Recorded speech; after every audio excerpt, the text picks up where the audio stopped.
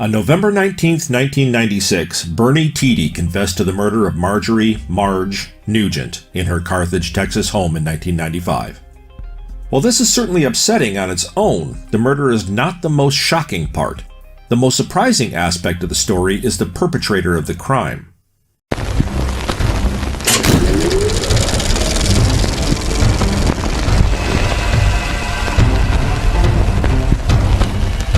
Bernie Tiede was a local mortician in the small town of Carthage who built up a reputation and was widely loved by community members.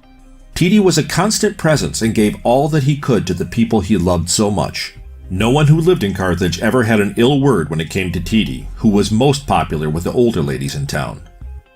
Bernie Tiede met Marjorie Nugent after performing a funeral service for her husband. Nugent, a wealthy member of the town, was universally despised by the town of Carthage and had little to no relationship with her own family. Initially, Nugent was not quick to accept Bernie, but his persistent nature eventually wore on her, and they became close companions. Bernie found himself living a dream, said his sister. For the first time in his life, he got to be somebody. Bernie earned his pilot's license and bought a couple of small airplanes. He took Mrs. Nugent's seat on the board of the First National Bank, and he regularly placed calls to Lloyd Tiller, irritating the stockbroker to no end with recommendations of stocks that he thought should be bought for Mrs. Nugent. "What do you know about the stock market?" Tiller once shouted at Bernie. "You're nothing but an undertaker." A few minutes later, Mrs. Nugent called Tiller and told him in an icy voice that if he spoke that way to Bernie again, she would be changing stockbrokers.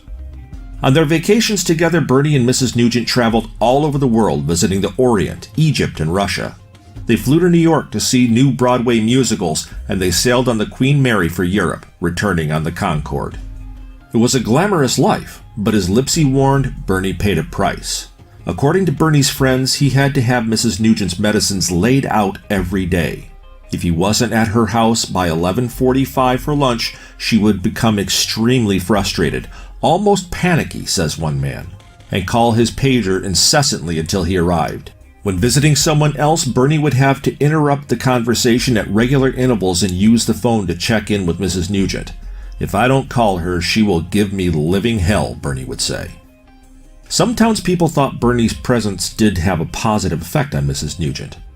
At his urging, she joined the Methodist Church, and she once had the women's Sunday school class over to her house for lunch. But sometime in 1995, Bernie told his sister that he thought Mrs. Nugent was developing mild dementia. Mrs. Nugent had fired the gardener, he said, because the flowers hadn't bloomed on time. She also made Bernie buy a .22 rifle to shoot the armadillos that were rooting up her front yard. Bernie found himself stalking the armored pests while Mrs. Nugent supervised from the front porch. "Bernie said to me, 'She's so controlling it just wears me down,'" his sister recalls. "I asked him why he didn't quit, and he gave me this tortured look and said, 'Because I'm her only friend. I had to stay because I'm the only one she has.'" Fast forward to November 1996.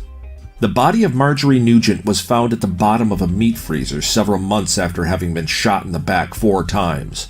An investigation into Nugent's absence was sparked by a growing concern from the few people she associated with, revealed the body, and led District Attorney Danny "Buck" Davidson to immediately seek out Tiede. Not wanting to destroy evidence, the sheriff ordered his deputies to lift the entire deep freeze, with Mrs. Nugent still inside, onto a pickup truck and drive it to Dallas for autopsy. The deputies connected a gasoline-powered generator to the freezer to keep it working. Other deputies spread through town looking for Bernie.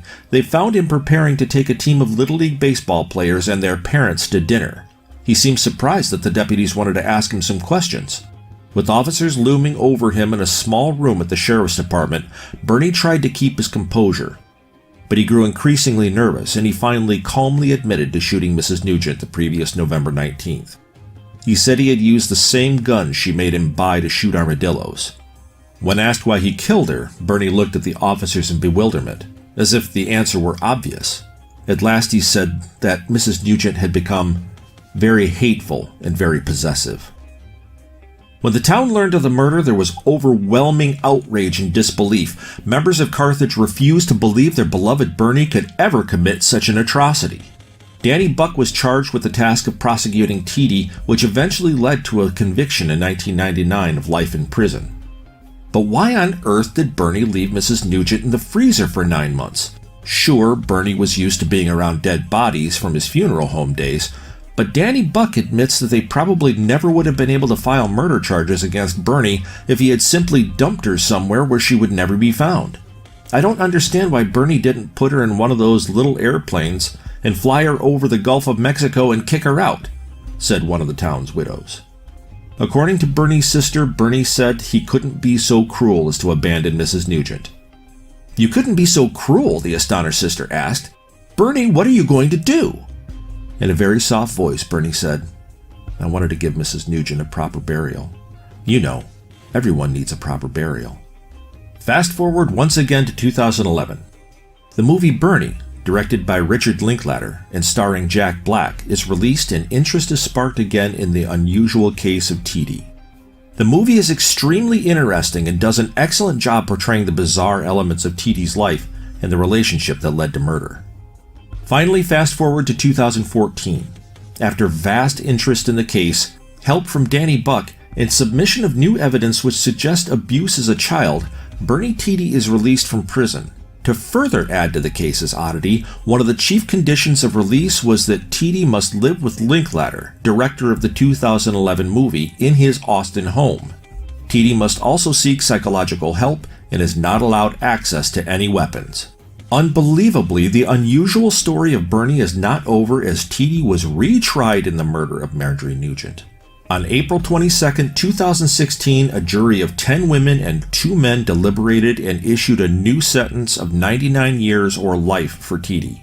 After 3 weeks of testimony, the jurors deliberated for just over 4 hours. Support for Bernie is still strong, and he often receives visitors in prison, in particular, the older ladies who loved him so much.